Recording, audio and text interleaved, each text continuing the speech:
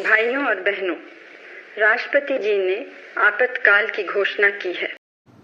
25 जून 1975 भारतीय लोकतंत्र का सबसे काला दिन। इस दिन भारत में ऐसी घटना घटी जिसने देश के संविधान, अभिव्यक्ति की स्वतंत्रता और लोकतंत्र की आत्मा को गहरा आघात पहुंचाया। जी हां, तत्कालीन प्रधानमंत्री इंदिरा गांधी ने आधी रात को राष्ट्रपति फरुखुद्दीन अली अहमद से आपातकाल की घोषणा करवाई। देश को बताया गया कि आंतरिक अशांति के कारण ये कदम जरूरी है, लेकिन असल में ये फैसला एक राजनीतिक संकट से उभरने के लिए लिया गया था। आपातकाल की शुरुआत ऐसे समय में हुई जब इंदिरा गांधी की कुर्सी खतरे में थी।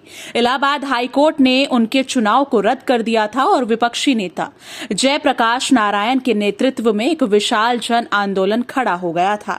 इस आंदोलन ने भ्रष्टाचार और तानाशाही के खिलाफ आवाज बुलंद की थी, लेकिन सत्ता की हनक में सरकार ने विरोध की हर आवाज को कुचलने का निर्णय ले लिया।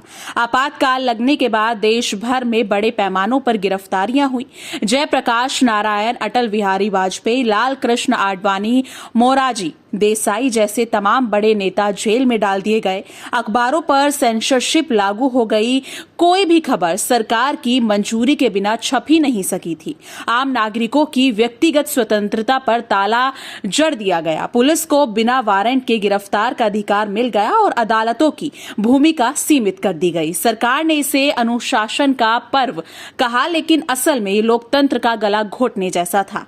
लाखों लोगों को जबरदस्ती नसबंदी जैसे अमानवीय अभियानों का शिकार बनाया गया। छात्रों, बुद्धिजीवियों, पत्रकारों और यहां तक कि सामान्य जनता को भी आवाज उठाने के लिए डराया गया।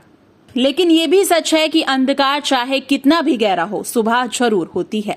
21 महीने बाद मार्च 1977 में जब चुनाव हुए तो जनता ने आपातकाल का जवाब वोटों से दिया। कांग्रेस पार्टी को करारी हार का सामना करना पड़ा और जनता पार्टी की सरकार बनी।